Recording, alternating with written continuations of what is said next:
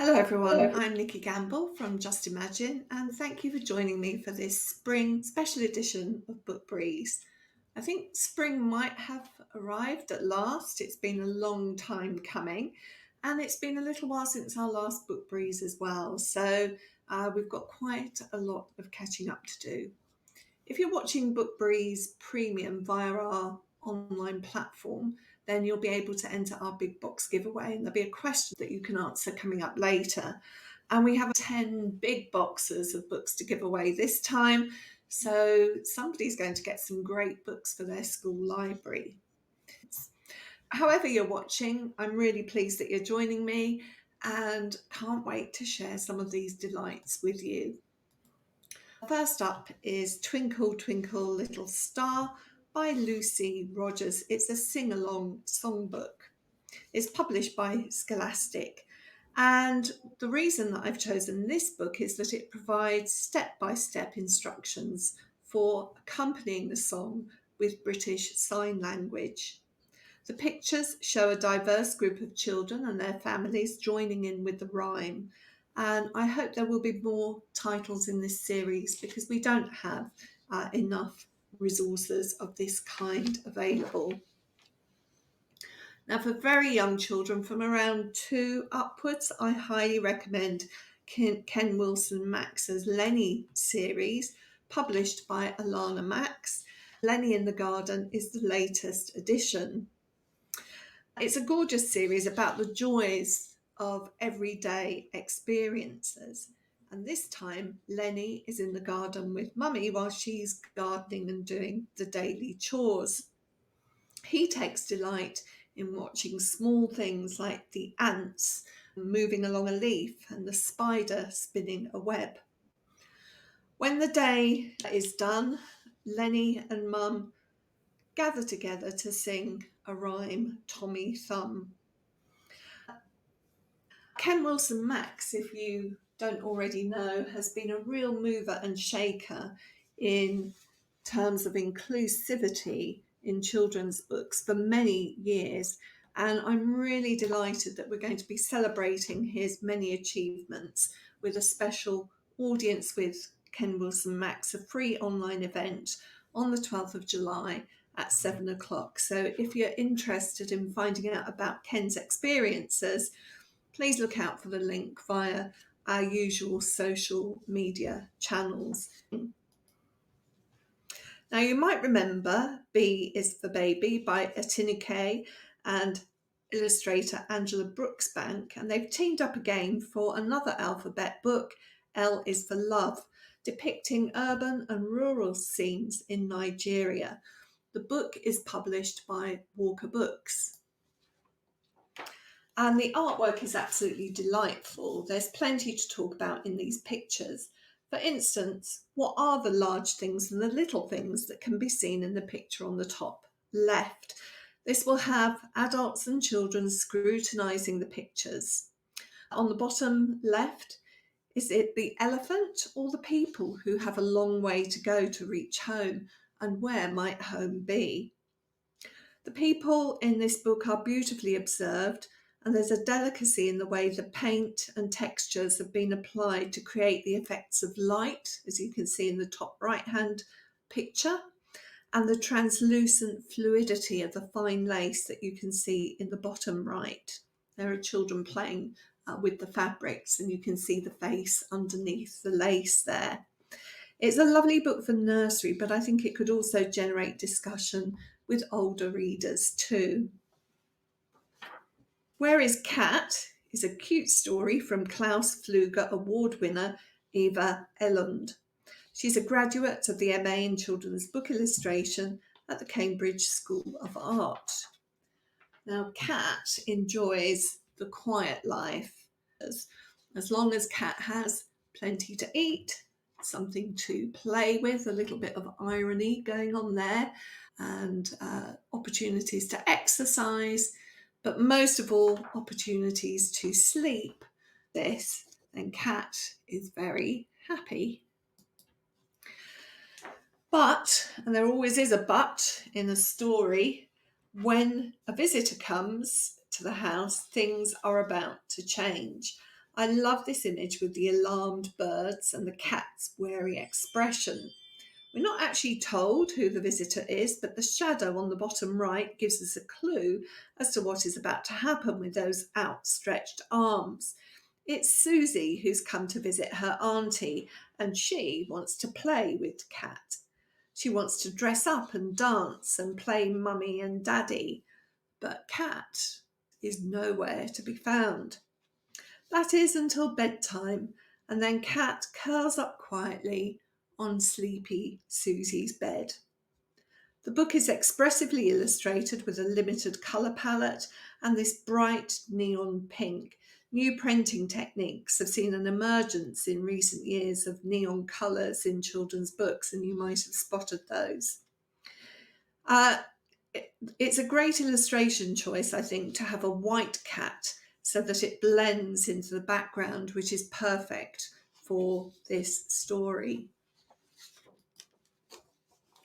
Now, one of my top picks this month is The Boy Who Loves to Lick the Wind by Fiona Carswell and illustrated by Yu Rong. It's published by Otterbury Books. Fiona Carswell is the mother of two sons, one neurodivergent and one neurotypical, and it's this experience that inspired this moving and uplifting story about friendship and the freedom to play. The story is sensitively interpreted by artist Yu Rong, who's also the illustrator of The Invisible Sounds and Shu Lin's grandpa. She uses creative paper cuts and brushwork, adapting traditional Chinese techniques. You can find out more about this book by listening into their conversation on the book channel. So another stunning book illustrated by Yu Rong, and the author for this one is Cao Wenxuan. The text is translated by Jake Cope and Davina Monnerly. And here are some images from the story for you to have a look at. The story is about a young child and her bluebird spirit companion Wawa, who loves blowing bubbles and flying kites. But the older children, as you can see in the top left, are frustrated when this small child's kite becomes entangled with theirs. Rejected by the group, the child throws the broken kite into the river. As I watched it float away, I saw my reflection. It looked small and sad. I threw a rock deep into the river so that my reflection broke apart and I didn't have to see myself anymore. The spirit bird, Wawa, flies high into the towering trees that you can see on the top right. I love that perspective and that colour blue, like the Chinese-inspired porcelains. The child, meanwhile, stops to pick up shells of different shapes and sizes. And strengthened by this experience in the natural world, the child returns home, ready to fly high. We all became friends together. I was happy to be with everyone. I was happy being me.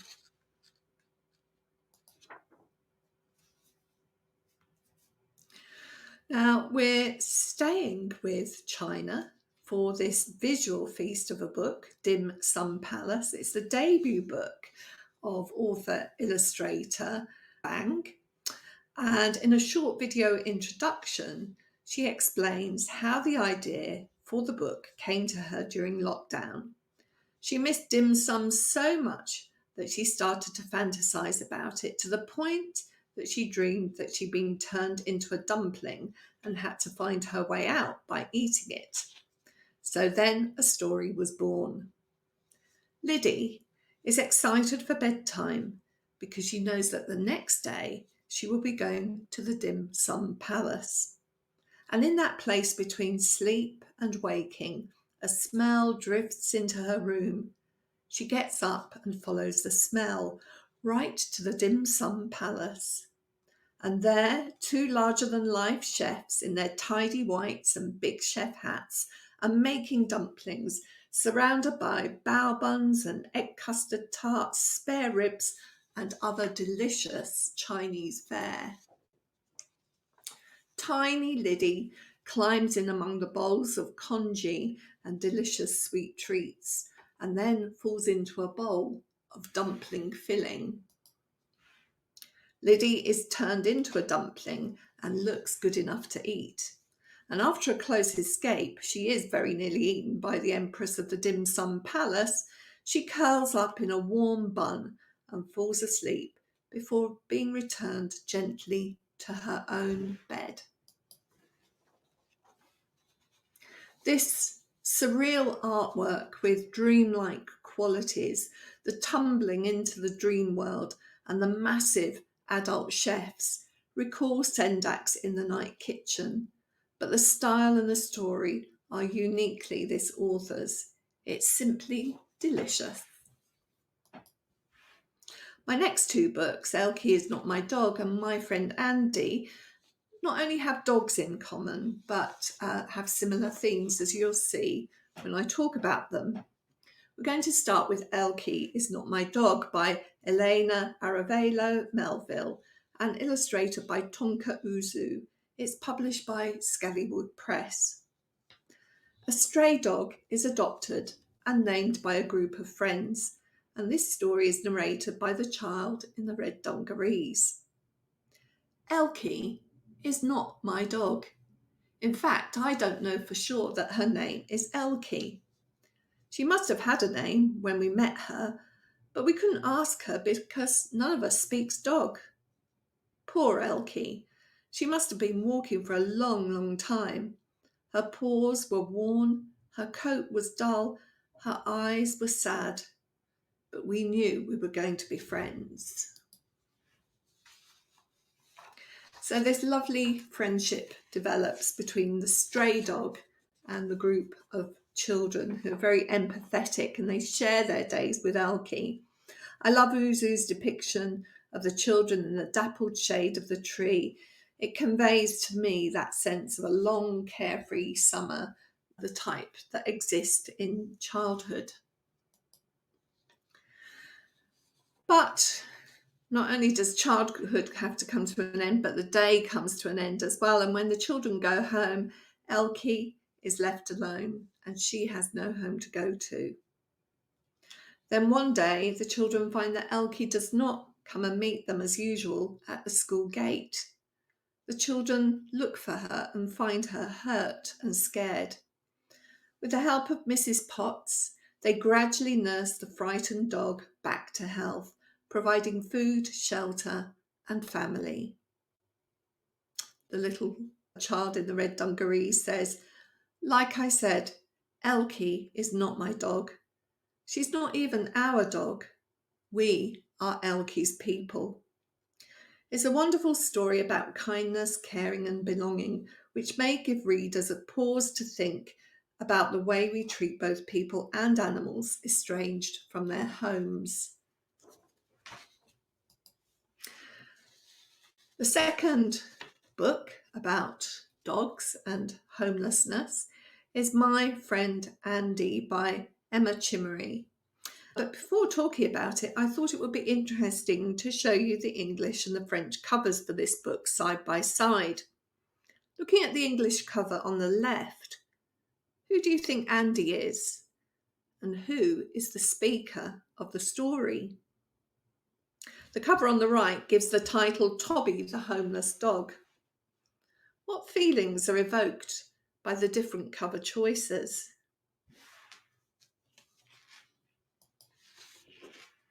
Well, in fact, the story is narrated by Fluffy, and Fluffy is the red dog that you can see here, and Andy is the grey dog.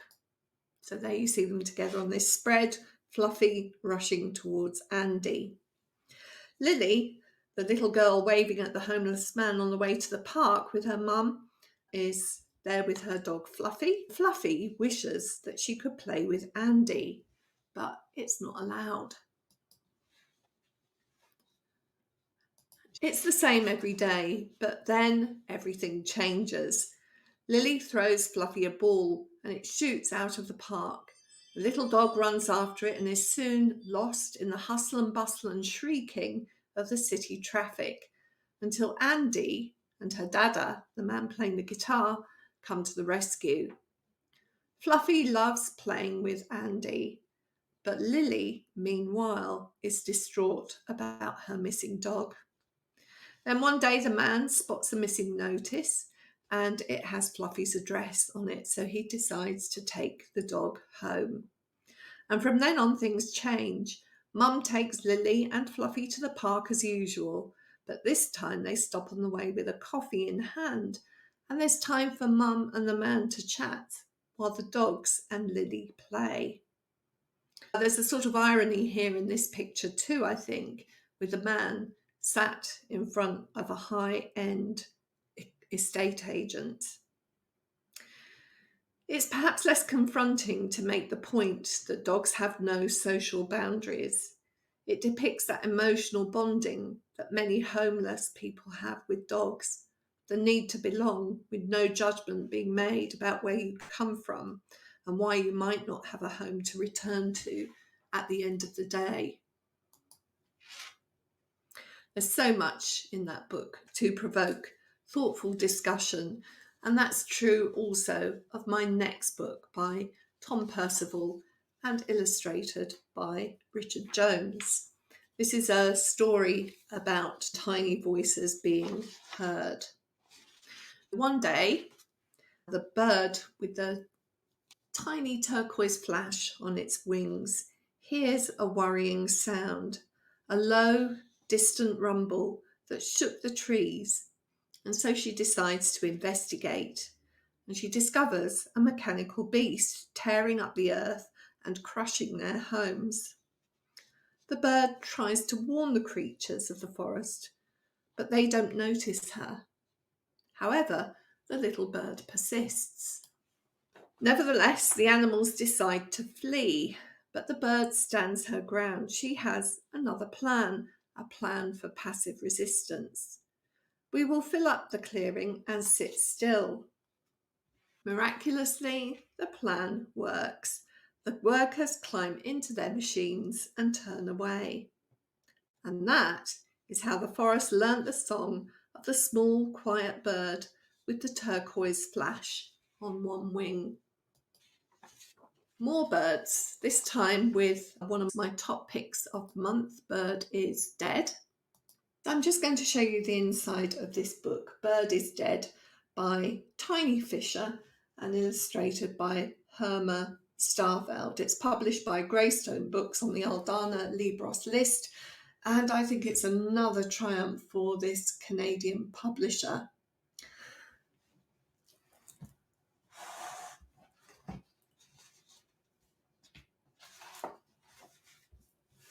This story deals with death and personal responses to it, and it was inspired by Herma's wonderful collage birds, which are created in mixed media and finished with marker pen and ink.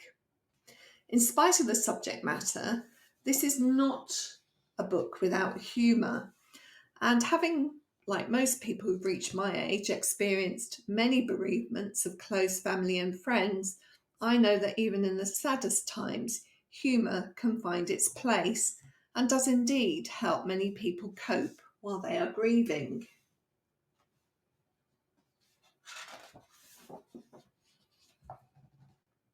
Are you sure he's not sleeping? Wake up, bird. He's not sleeping. On your back, feet up, equals dead.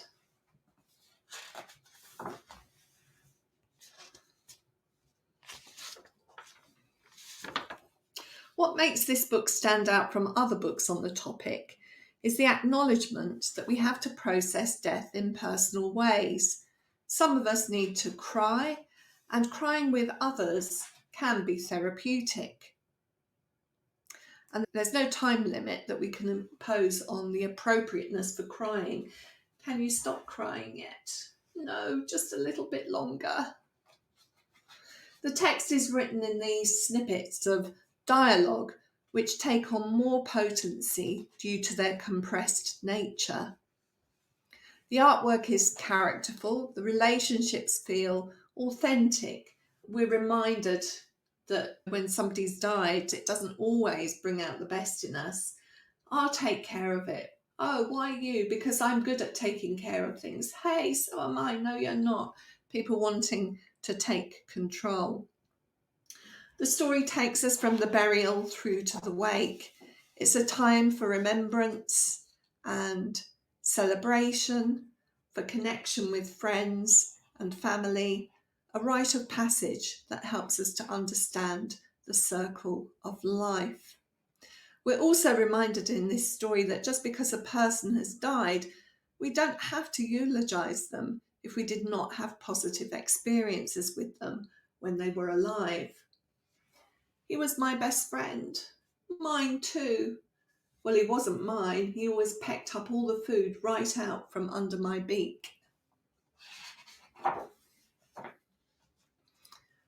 Bird is dead. And on to my next book, which is written by an Iranian team, Payam Ibrahimi and Reza Dalkan. Champ is another Aldana Libras book published by Canadian publisher Greystone. And I'm also going to show you the insides of this book. Here we are. Abtin is nothing like the rest of his family. The Meleskis are fiercely competitive sports champions.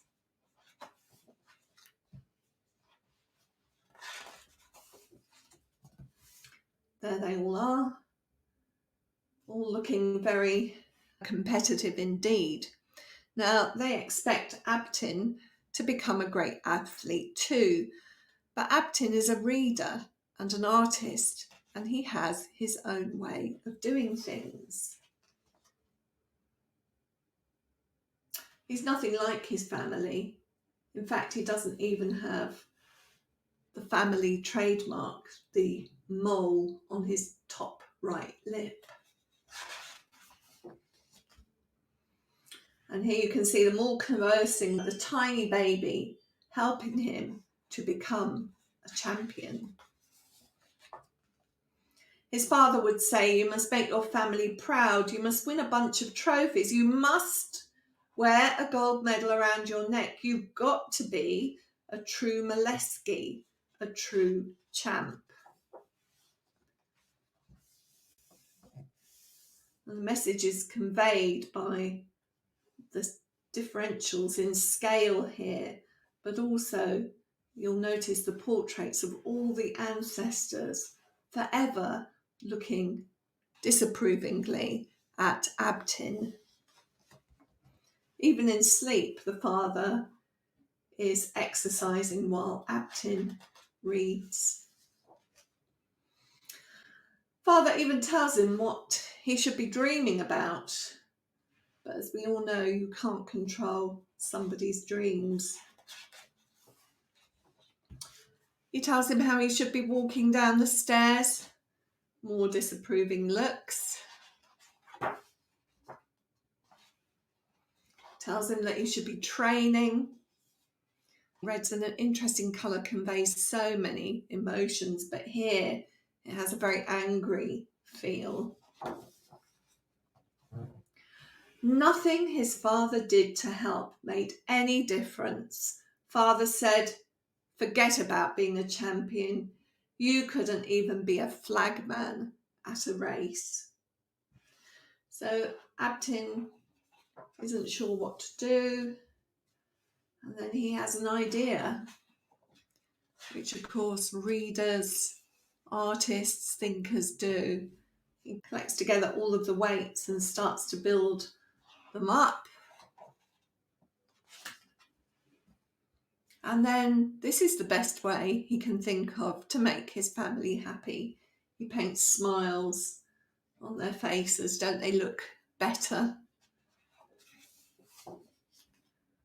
Abtin was sure that all the Maleskis were happy now. They seemed so pleased and proud of him at last. Now Abtin was finally a proper member of the Maleski family. So he hoped. And here we are, Father seeing the portraits. Any thoughts about what his response will be. There we are. Almost like Monk's Scream, that image there. Plenty to think about, and that is Champ.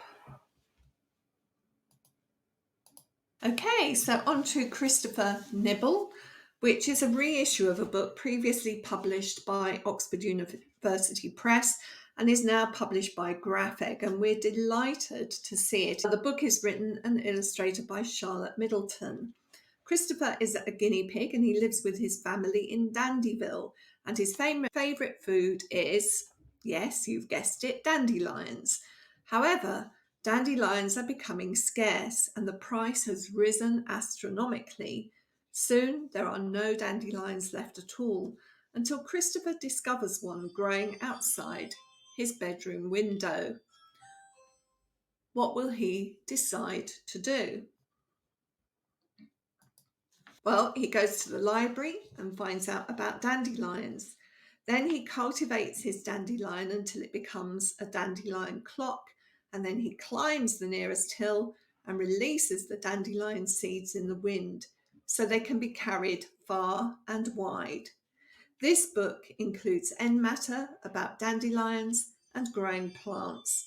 It's a lovely book to add to your plants topic collection in Key Stage 1. One Last Thing by Natalie O'Hara and Lizzie Stewart is published by Penguin Random House, and it's a story that will be familiar to many parents. It's time for bed, but the young girl in this story is driving her exhausted dad to distraction. Just one last thing before bedtime, she insists. And those last things keep coming. Can I wash my itchy feet? Can I talk to the boiler? And so on. And then they enact a story together about a knight who must save a child from the great Papoose. Mattie fits the role with ease. The playful, inventive language that the child and parent use in their play is delightful. She shrundled through a bristling wood and swishled in the sea. The landscape of their imaginary adventure blends fantasy with reality, as you can see in this spread, with the laundry transformed into a mountain and the stairs turned into a sledging slope, although I don't think I would try that at home. Of course, all this play leads to the desired result, a tired little girl and a dad who probably needs an early night too. And it reminded me somewhat of The Baby Who Wouldn't Go to Bed in its use of the everyday objects being incorporated into the fantasy play. Chris, Naylor, Ballesteros, Frank and Bert are, it's no secret, two of my favourite preschool characters, and they're back now for a third adventure in Frank and Bert, the one with the missing biscuits, published by Nosy Crow. Is narrated by Frank the Fox, who tells us that the pair love to go on picnics, but something always goes wrong. It either rains or they get attacked by bees, wasps, and on one of their picnics, Bert arrives with a surprise box.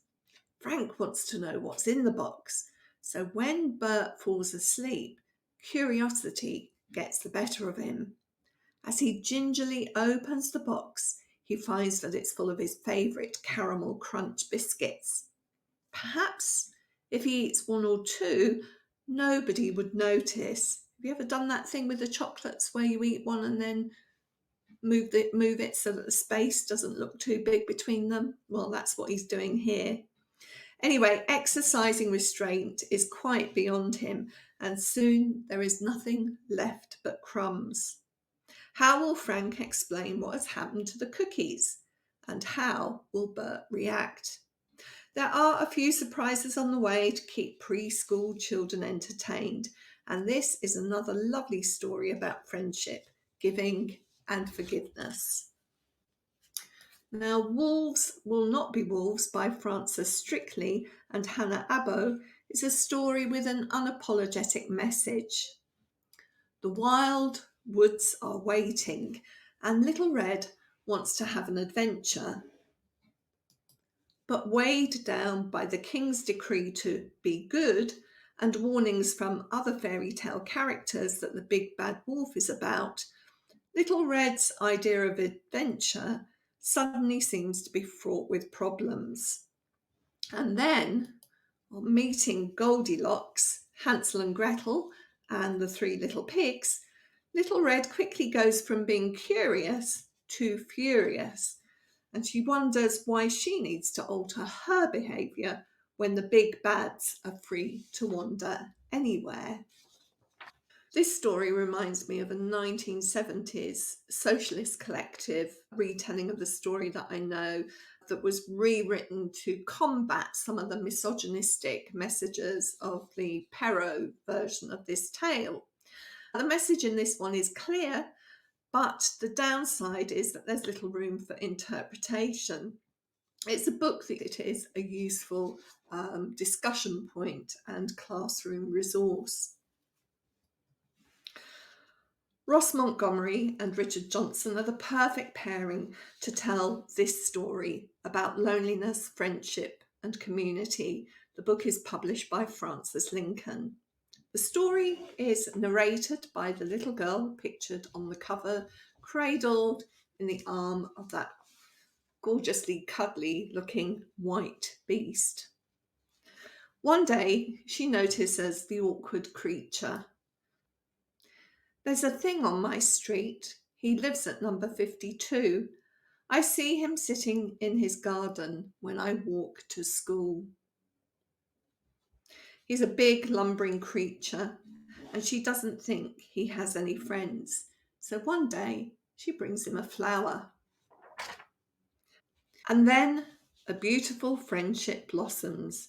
You can see here that she feeds the thing mustard. Mum is making sure that the thing is comfortable and has a nice soft chair to sit on. And on those hot summer days, they sit in the garden in deck chairs, listening to the radio and playing drafts. It is, however, a bittersweet story, tinged with some sadness. One day, as the pair watch the sunset, they notice another thing in the clouds. All things have to go sometime, the thing says. The illustrations have a dreamy, comforting softness to them, and the thing and the girl gaze out over the dazzling sea as the sun sets, and we, the readers, are left to imagine the expressions on their faces. It's a lovely read to encourage acts of random kindness and develop empathy. Mo's best friend is, as it says on the cover, a Stone Age story by Bridget Marceau. It tells the story of how humans and dogs have become close companions and is inspired by the amazing recent discovery of a child's footprint alongside a dog's paw print in the Chauvet cave in France. And that footprint was made 26,000 years ago. Mo is charged with looking after the youngest member of the family. And one day she discovers an animal with a thorn in its paw. She gently removes the paw, and soon the two are inseparable. But when Mo introduces her new friend to the family, they are horrified and chase it away. Later, they discover that the baby is missing. Things do not look good when Mo sees a footprint and hears the dog barking. However, they're all amazed to see that this friend, this wild creature, is actually defending Bubba from a predatory lynx. The images are rendered in gouache with tones of burnt umber and ochre, and this gives a feeling of the period and reflects the natural colours of the cave paintings. It's a good book to add to the Stone Age topic collection, bringing some human interest to what can sometimes feel like a distant topic. There's only one Satoshi Kitamura, And The Smile Shop, published by Scallywag Press, has a distinctly Satoshi feeling about it. A young boy has his first pocket money and he's keen to see what he can buy at the market. As you can see here, it's a lively place with so many delights to choose from, although all those people do seem very busy and a little bit disconnected from each other. The boy loves the wonderful colours of the fruit and veg stall and those tempting smells of curry cooking too. The apple pie looks really tasty on the bakery stand, and there's even a stall that has nothing but clocks. The boy wants to play musical instruments and try them out, and even tries on hats in the second-hand stall. But then disaster strikes when a skateboard bumps into the boy and his money is lost down the drain. There's just one small coin left on the road. Feeling sad, he passes a shop with a sign, "The Smile Shop." Perhaps I can buy a smile here, he thinks. But it seems as though this plan will fail too. The Smile Shop is just the trading name of a photographer's, and they don't sell smiles. Or do they? One thing is for sure, the boy leaves the shop smiling and notices that when he smiles, everyone smiles around him too. On to graphic novels. Viewers will be aware that there's a burgeoning market of graphic novels and there are record numbers of new books coming through every month. My first choice this month is at the younger end of the age range. It's King of the World by Ben Clanton, who's author of the Narwhal and Jelly series, and this book is published by HarperCollins. I thought I would show you the insides of this book, and then you can see the humour in this text. So it's about three potatoes, Rot and Tot and Snot. They're siblings, and it's called a Tater Tales book. And it's in short chapters. And here's our hero in search of a spuddy. This is Rot Potato. He's one excited mutant potato. Why is Rot so excited? Because today Rot has decided to go spudlunking. So in the UK, we're not so familiar with the term spelunking, which really means caving. It's a real term. Obviously, the root of that word, speleology. But he's basically going caving with his potato sack, his fashionable helmet, Doug, his favourite shovel, nice pun, and beautiful boots. And here it explains what spudlunking is. These are some of the things that Potato has found on his spudlunking expeditions.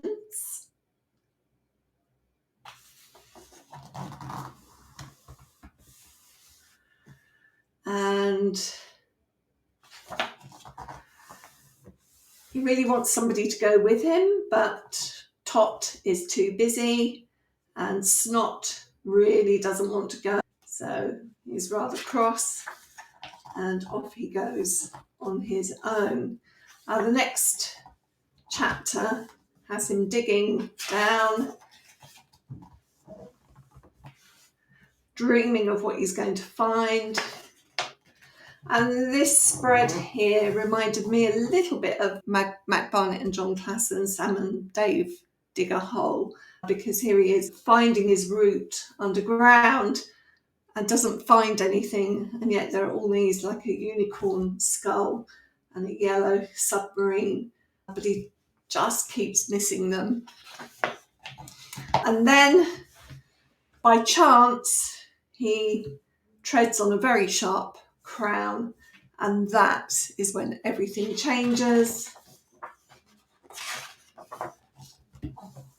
because once he has the crown on his head, he feels like the king of the world.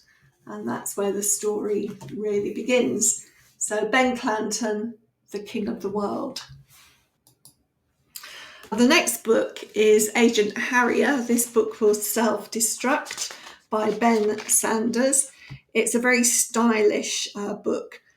This Bond-esque super agent is on a mission to get to the end of the book before it explodes. The mission begins when the bone phone rings and the spy boss, Top Dog, bumbles onto the screen. Digital savvy kids will despair at Top Dog's inability to use the technology. After unmuting, turning on the camera and adjusting the screen, he inadvertently applies lots of ridiculous filters to his image. Eventually, though, the mission is explained and Top Dog disappears to another book for 5 minutes, the time that it will take for this book to explode in your hands. From then on, it's a race against time. This slim volume may look like a quick read, and that will appeal to many children, but short shouldn't be mistaken for easy. The humour is sophisticated, and this is probably best placed at the top end of Key Stage 2, and there will be some readers in Key Stage 3 who will still enjoy Agent Harrier's exploits. For readers from around age 9 upwards, Nina Peanut is Amazing is by Sarah Bowie and published by Scholastic. Sarah Bowie is an Irish author and illustrator passionate about visual language. She's the co-founder of the Comics Lab, a little bit like an open mic monthly meetup for comic book creators, and she runs workshops on comics making, visual storytelling and sketchnoting. Nina Peanut is a hilarious notebook-style journal in which the irrepressible Nina records her observations and thoughts on friends, frenemies, big dreams and pets. There's a lovely fresh colour palette in this book, which will appeal to readers who like diary and notebook-style fiction, as well as graphic novel enthusiasts. And lastly, Stitchhead by Guy Bass and illustrated by Pete Williamson has been adapted in graphic novel format and is published by Little Tiger. And I have to say it's a great, skillfully adapted version of the book, and really lovely to see that Pete Williamson has been given scope to extend his visual imagination in this format. Fans will be pleased to know that the movie is scheduled for release in March 2025.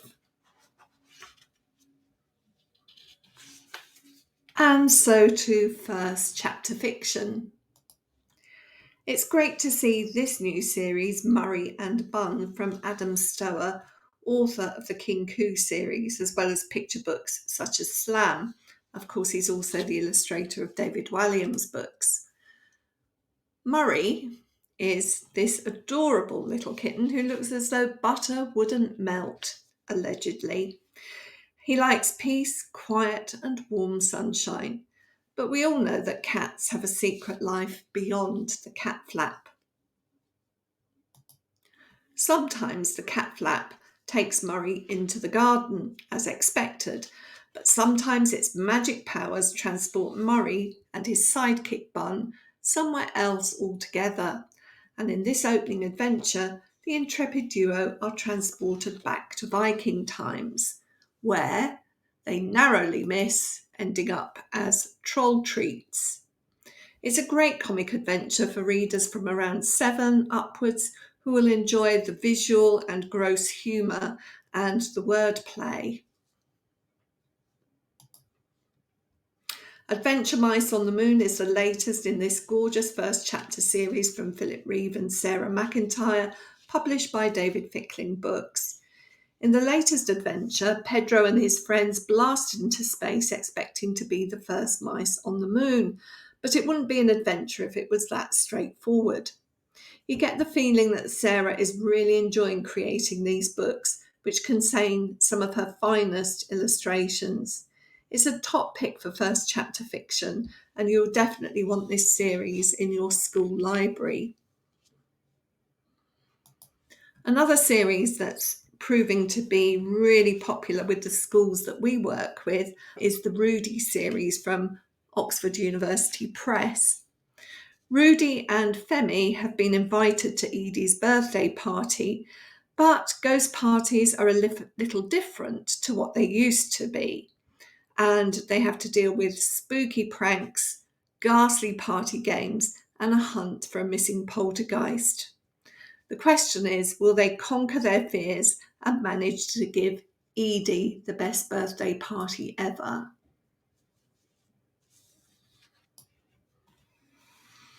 And another series I absolutely love, Ivy Newt. This is the third book, Ivy Newt and the Swamp Dragons. It's by Derek Keelty and magnificently illustrated by Magda Broll, published by Scallywag Press.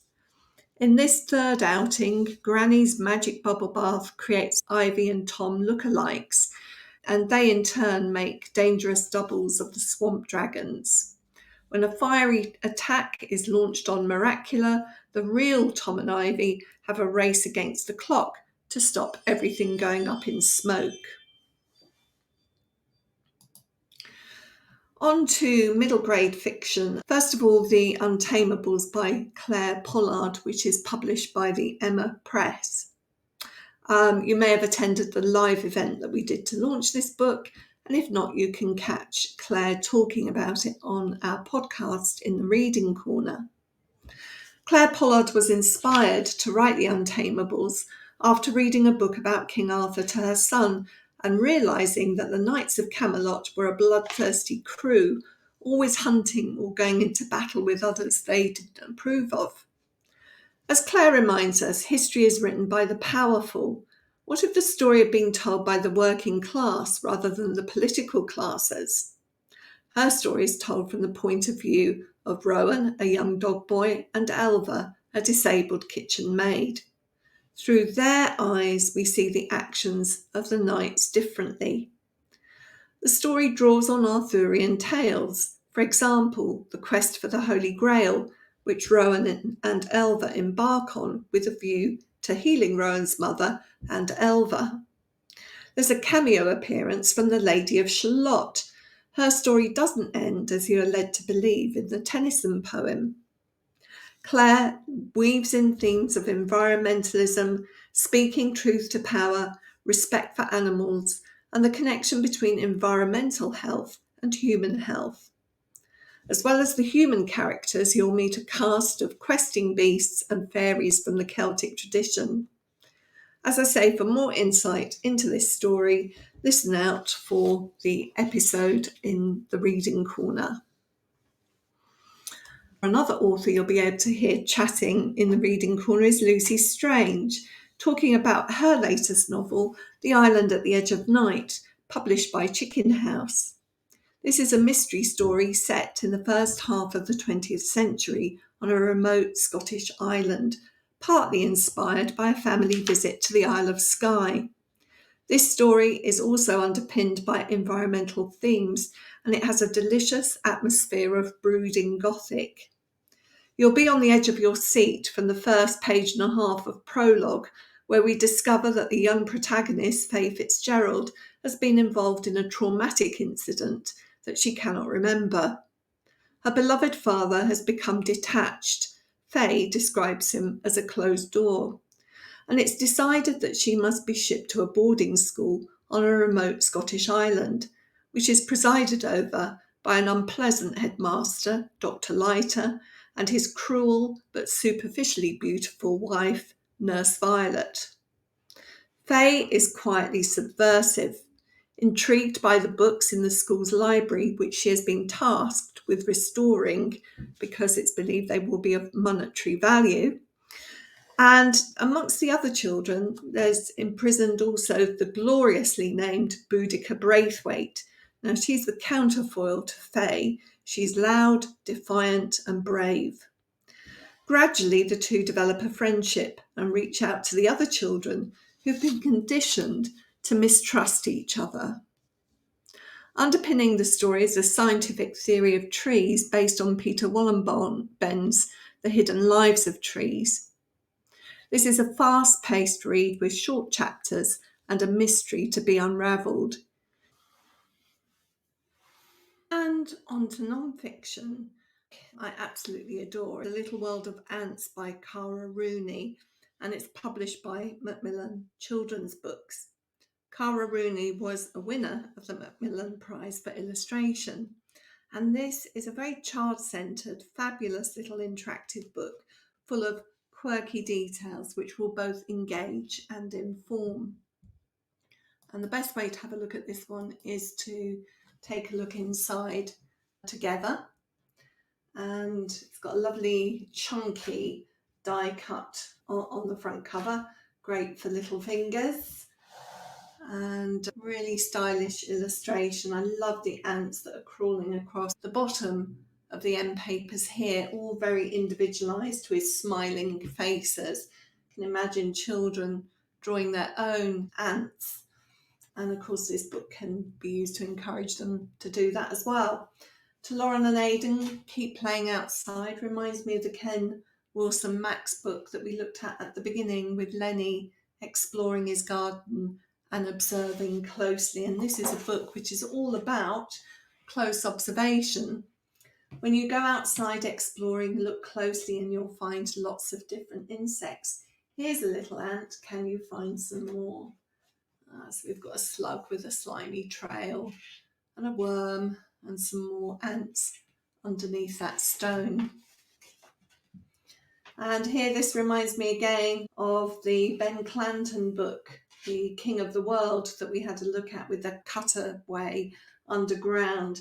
This would be great for some collaborative drawing with children, working together to create all these tunnels and little rooms where the ants can live, populated with their own individualised ant drawings.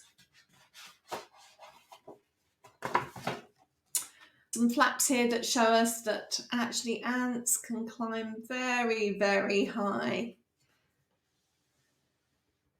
And you could do the same for these as well if you want. They can even walk upside down. If I did that, I'd fall off the ceiling. And they're super strong. And in actual fact, they can work together to create bridges and boats, which is quite incredible. Lots more to be discovered in this very attractive book.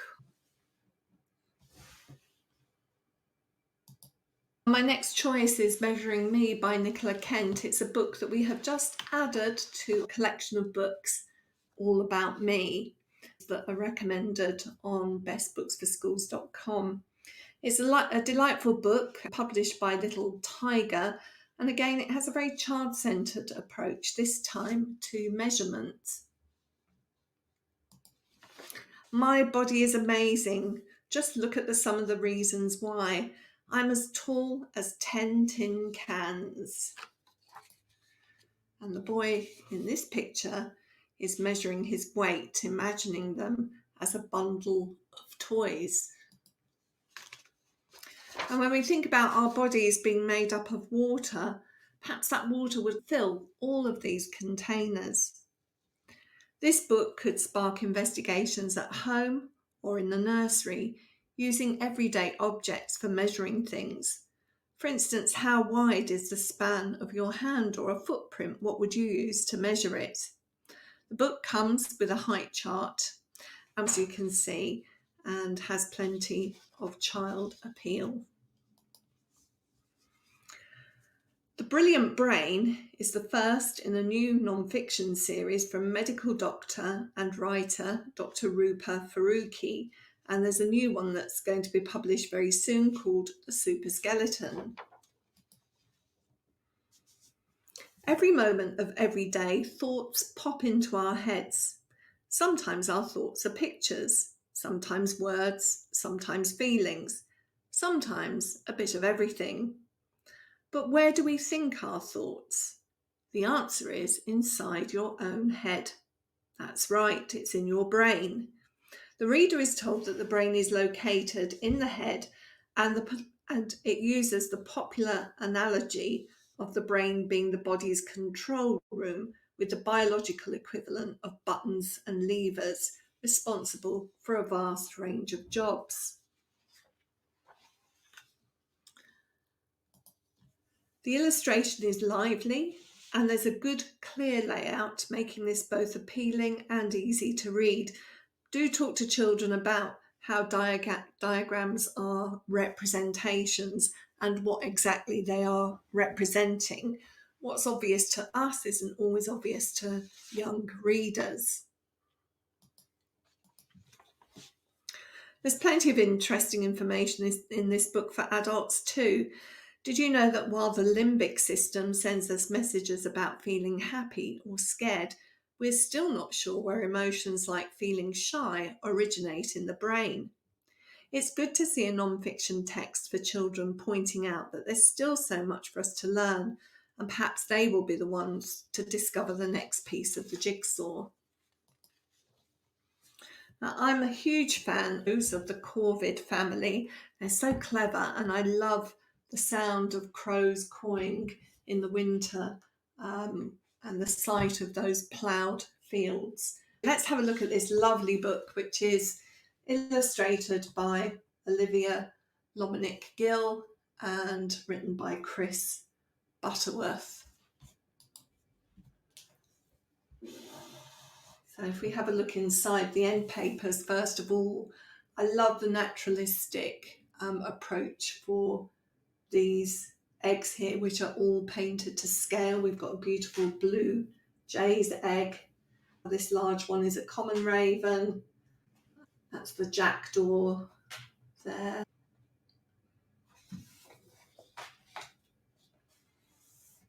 And we know that jackdaws and magpies in particular like to collect shiny things to put in their nests. The great thing about crows is that no matter where you live, if you live in the countryside or if you live in a city like this, the chances are that there's a crow not too far away. And even when you travel to different parts of the world, you'll always find a crow-like bird somewhere. Whether it's Paris or Egypt, there are crows everywhere. This typically has the text used as it is in Walker's Nature storybook series. You have the large text and then a little bit more exposition in the smaller font here, which an adult might choose to share with a young child, or an older child can read for themselves. This tells us that it takes about 20 days for a crow's egg to hatch. Wonderful winter scene there. And of course, not all crows are black, although most of them are. We have jays that live close to us. We don't see them very often, but when you see that lovely blue flash, it's always a delight and lifts the spirits. And a few more corvids, and a magpie and the common raven. Crows are not songbirds, it says. They croak and caw, and they sound like birds with sore throats. This is perhaps one of my favourite illustrations in the book, the crow skull. And the thing about crows is that they're very clever. They probably have the intelligence of a 2-year-old human child or a young chimpanzee, and they're very good at using tools for extracting their food from underground. No wonder we call them clever crows. Again, I'll leave you to discover the delights of that book, Clever Crow.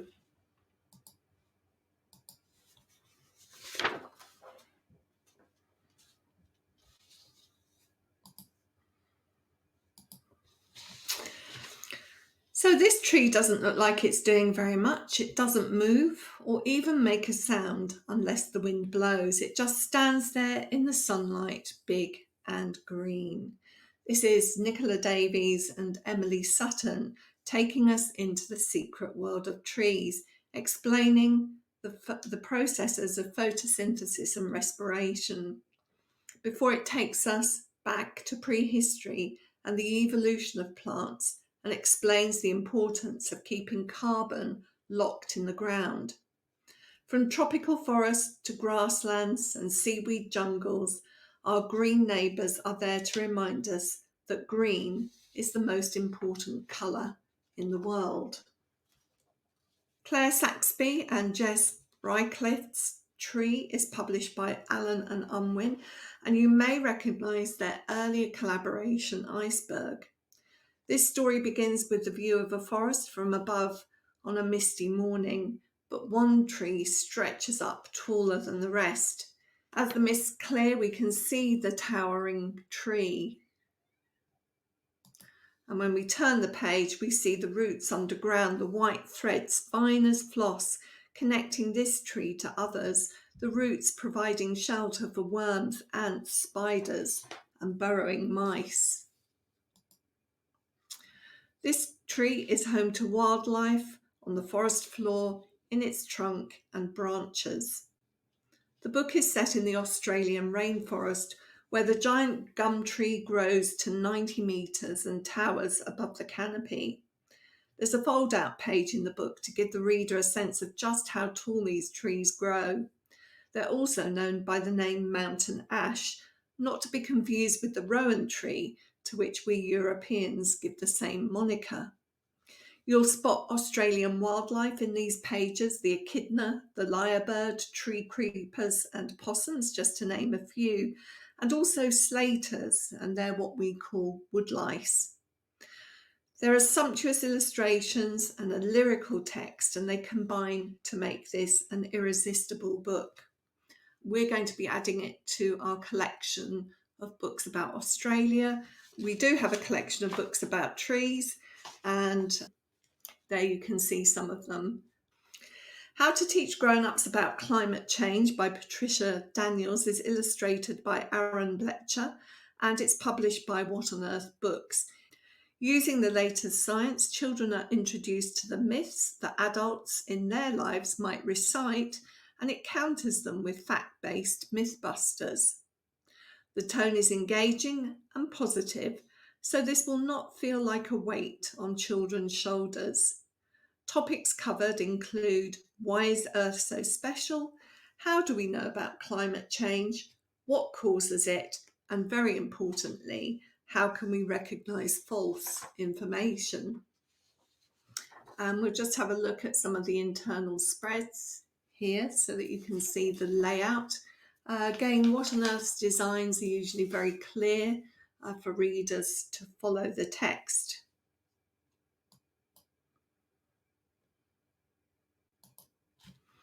The message in this book to climate change deniers is straightforward. You can correct your grown-ups immediately if they make this argument.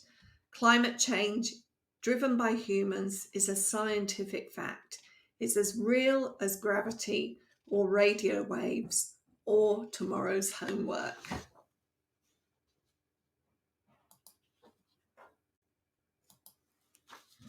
Who's in the Rock Pool by Matty Long follows on from Who Ate the Bugs. It's a characterful book and has that brilliant contrast in these characters that we've come to expect from comedy duos in graphic novels. But in this instance, it's used to convey lots of information about rock pools and rock pooling. The illustrations are bright and colourful. They have speech bubbles and short lines of text that relate the story. Highly recommended for primary school libraries, or indeed to give to children who are about to go on a seaside trip. Again, we have another collection of books on best books for schools, some of our favourite books about rock pooling you can see on the screen here. And from rock pools to frogs, 2 books about frogs. The first is So You Want to Be a Frog, and the second is We Are Wibbly. It's that time of year when we start to see common frog spawn clustering in our ponds, so a perfect time for these 2 books.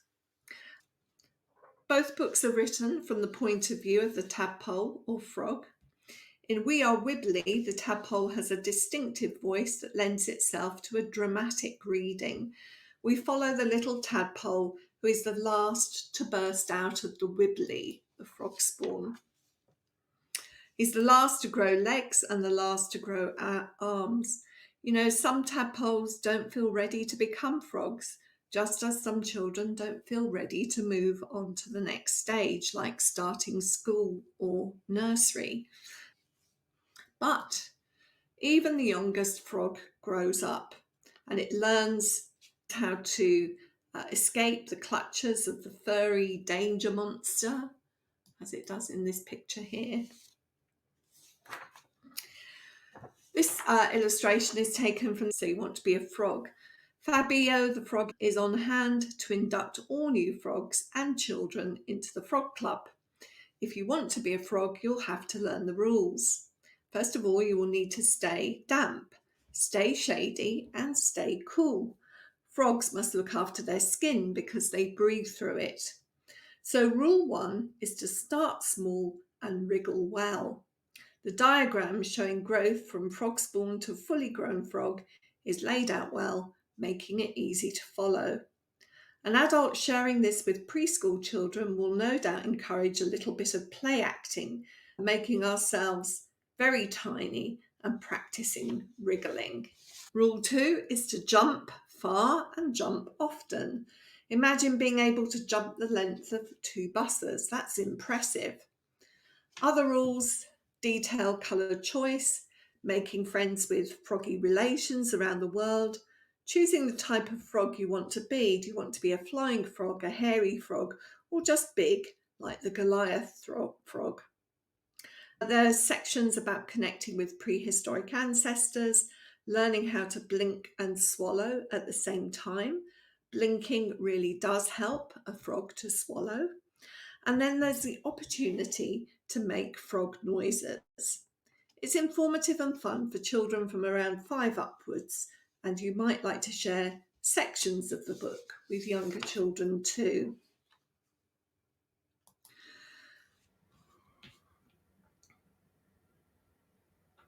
Been singing the praises of bees and recognising their vital role for the health of our planet for some time, and now it's time for worms to have their place in the limelight. I've long championed this humble creature, choosing the worm as my totem animal in a poetry writing workshop with poet John Burnside many years ago. What the Worm Saw by M.L. Fortune and illustrated by Hannah Peck is published by Scholastic. Told from the point of view of the worm, we discover how it likes to hide away in the soil and come up to the surface when it rains. The worm loves to eat slimy lettuce and decaying garden leaf mould. It cleans, it tidies, ploughing and making the way for new growth. But when the hedgehog comes snuffling, it's time to make a slithery exit. And some more Wiggly Worms books there. Wildlife Crossings is the latest book from award-winning children's non-fiction author Catherine Barr and from illustrator Christiana Engel. As you can see on the screen, we've got an evening coming up to launch this book with Catherine and Christiana and Otter Barry Books on Tuesday, the 23rd of April at 7 o'clock. Catherine has lots of stories and photographs to share about creating wildlife corridors, so that will be an absolutely fascinating talk. And Christiana is going to be sharing her working process with us. I will just say very briefly a few words about this book, as we'll be talking about it in depth on Tuesday. Elephants are the largest land mammals, and they need lots of space for travelling. They make very long journeys indeed. So creating corridors that are safe for both the animals and the humans is an important consideration talked about in this book. But we also come closer to home as well, and this is all about hedgehog highways. I've just had a fence put in around my garden, and we were very careful to create a hedgehog hole so that hedgehogs that we are lucky enough to have here can travel from garden to garden. What a Rock Can Reveal by Maya Wayhouse, published by Phaidon. You can see that I made a podcast with Maya recently as well. She's absolutely fascinating. She's an earth scientist and a science journalist as well. This book explores the diversity of rocks and minerals and how a rock's shape, colour or texture help to tell the stories of how it was formed, where it comes from, and the incredible journeys that it's had. The stories that rocks reveal tell us about the geological history of our planet. There's a section about underground rocks, about tectonic movement, how mountains grew, the story of sand, what the layers of rock tell us, what they reveal about prehistoric animals and the earliest living creatures, which we can tell from the stromatolite fossils. They're absolutely fascinating. And also what rocks can tell us about space and how our own planet was formed in the early days. A theme underpinning all of this is about looking carefully, observation of colour and of texture and what they can reveal. In particular, I was fascinated by the formation of the range of different volcanic rocks. I knew about pumice, but I didn't know about lava bombs that are spewed from the volcano and as they shoot at speed through the air form the shape of rugby balls. Or Pélé's tears, the small droplets of black volcanic glass. Or Pélé's hair, the wisp-like threads of volcanic glass that will often attach themselves to Pélé's tears. And then there's the sharp top layer of cooled-down volcanic rock. And Pa Hoi Hao, the swirling formations of rock that twist and curve like ropes.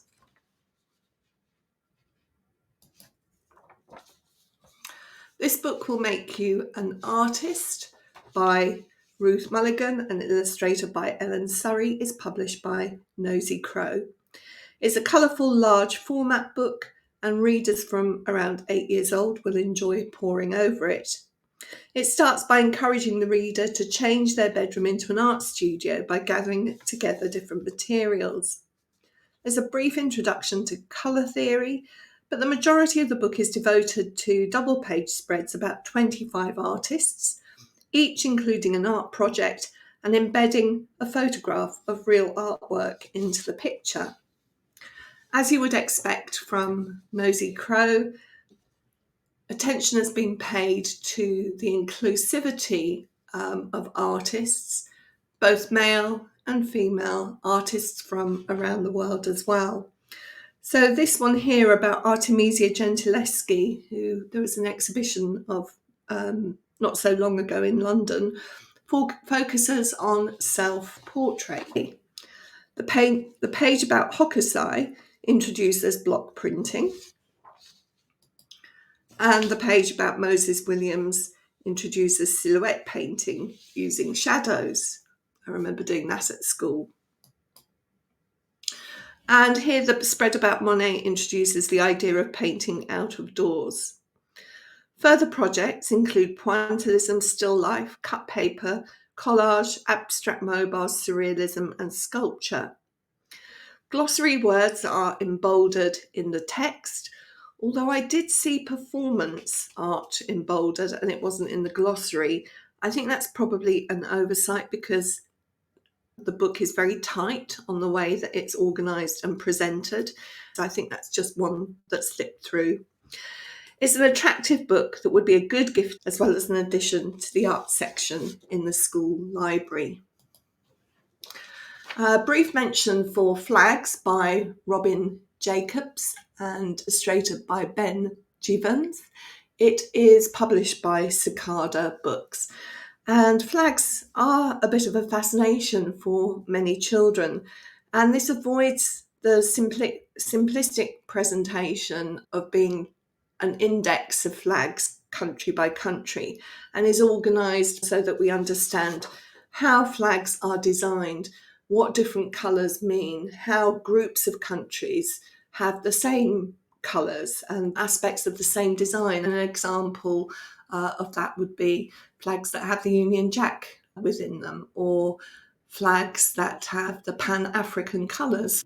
So just showing you a few internal spreads there. On to some non-fiction for older readers here. I think when we're selecting non-fiction for children at the top end of Key Stage 2 and into Key Stage 3, we need to be thinking about whether we're encouraging children to read thoughtfully and deeply. Some books, I think, encourage flickability, but others invite a deeper engagement with their subject. Inside In, The X-Rays of Nature's Hidden Worlds is a book that presents a unique view based around a collection of X-ray photographs. As the introduction explains, X-ray photographs are actually quite rare because of the safety precautions that have to be exercised when taking them. Photographer Arie van Riet is a former hospital radiographer and responsible for all of the images in this book and for their artistic arrangement.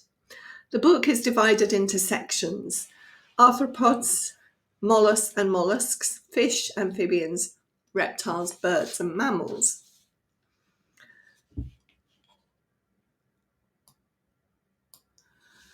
This page provides some information about how to interpret this image of a butterfly.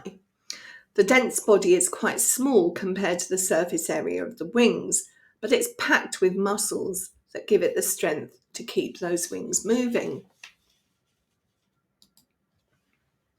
On this page, we see a hare on the right and a rabbit on the left. There are plenty of similarities between them as well as differences. You'd probably be more struck by the similarities. They both have back legs that are much bigger than their front legs. And if you look at the skull, you'll notice that they both have teeth that grow deep into the jaw, those molars for chewing. And look closely and you can see that they have very sharp incisor teeth at the front. Both have thin, light bones, which means they can run fast to escape from predators. Little People, Big Dreams is a long-running series. When a series is that long-running, sometimes they don't get picked up for review. And I just wanted to draw attention to this one about Tenzing Norgay. It's good that we are now totally reassessing the role of the Sherpas in that climb to reach the summit of Everest. When I was at school, we would have learnt about Edmund Hillary and not so much about the role of the Sherpas, which was obviously vital. I just wanted to highlight the illustration, which I think is really delightful. So do look out for that one. And finally, a section on poetry. I've chosen 3 poetry books for you. Outside In, Nature Poems by Daniel Thompson and edited by and illustrated by Julia Murray, is presented in a handy and friendly format, and it's published by Collins. It's a collection of 50 poems to read to children from around age 4. I think the poems are quite straightforward, and I would certainly be happy reading them to younger children. And for independent reading, I would say from around age 7.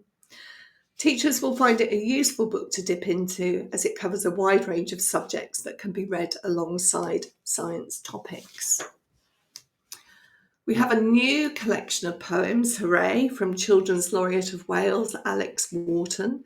And this is a lovely collection, and like Alex's previous books, it includes a full emotional range. There's humour, there's a lot of really thoughtful poetry in there as well. So if you're looking to refresh your poetry collection, this one is a definite must. And the final book for this book blast is Wise Up, Wise Down, a collection of poems by Guyanese-born British resident poet John Agard and Canadian poet John Arno Lawson. Think for a moment about what the title suggests to you. How do you wise down? Perhaps we need to develop a child's eye perspective on the world to grow down and wise down. So I'll end the presentation with a poem from the great John Agard. If I perch in a cage, am I a bird? If I lie on a page, am I a word? If I hang from a branch, am I a fruit? If I hide in the earth, am I a root? Oh, answers are folly when questions bring bliss. Without questions, can I exist? So the last thing to do before I sign off is to tell you about the giveaway. And as I mentioned at the beginning of the presentation, we've got a whopping 10 really big boxes of books to give away this time. And it's very simple. I just want to know the name of the illustrator of Clever Crow. Send your answer to assistant@justimagine.co.uk. Please don't forget to include your name, school name and school address where you would like the box sent if you're one of our winners. Winners are drawn at random and this competition closes at midnight on Saturday, the 27th of April 2024. Thank you so much for joining me, and I hope to see you in a couple of weeks' time when there'll be more books from me. Thank you.